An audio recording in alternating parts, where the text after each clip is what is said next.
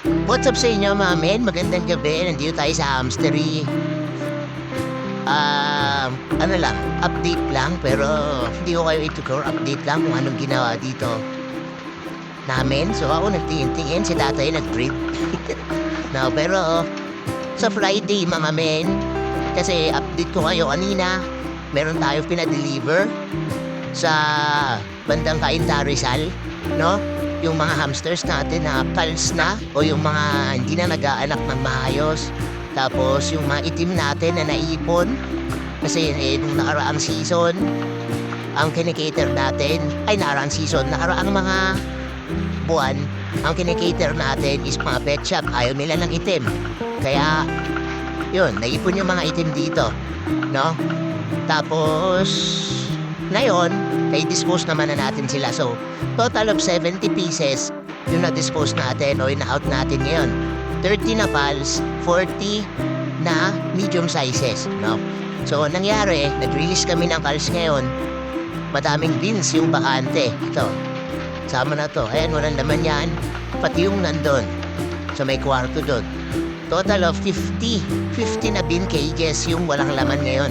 Kaya, yun, sa Friday, meron tayong pipick upin na 50 pieces din na hamsters galing pa sa Baguio mga men. So may kipag-meet up tayo sa Marilao exit dito sa Marilao, no?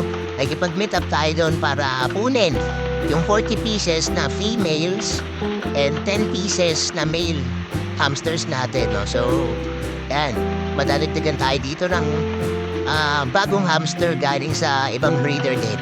Yung bukuha natin ang hamster, syempre chinek ko din yung page niya. Meron kasi siyang page, ayan, no? So, chinek yung page niya and nakita ko doon na yung mga hamsters niya, grabe, ang dami mag-anak, mami. May 12, minsan may 15, sa madami. Kaya, naisipan din namin, ayun, sakto nga, nag-release tayo ng mga calls dito and naisipan din namin na kumuha sa kanya. Malay mo, di ba? Yung linyata niya doon, madala dito sa hamstery natin. Kaya, ayun, magdalagdag tayo ng additional 50 hamsters, 40 females, 10 males, no? So, ayun lang, mga men. Yan. Ito mga bins natin dito, may mga anak na to. Tapos yung iba dito, na-breed na yan. Sa kabila, nag-breed din si tatay. Ilan na-breed mo dyan, tay? Yun, may 20 ngayon. 20. 19 female breeders yung nag-breed ngayon. Nag-inhit, nagpabarako. No? So, nung nakarang 2 araw, 1, 2, 6.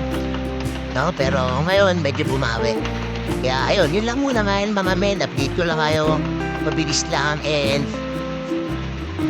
inaayos ko lang yung mga pet shops na pwede nating bisitahin para balik na ulit tayo sa paggawa ng content about pet shops. Meron tayong bibisitahin or niluluto. Meron tayong nilulutong pet shop tour na kung saan kung merong Diwata Pares Overload, merong pet shop overload. Abangan yan mga men kung saan yan and kung kailan kayo may upload dito. So ayun lang mga men, hanggang dito lang. Gandang gabi and yun,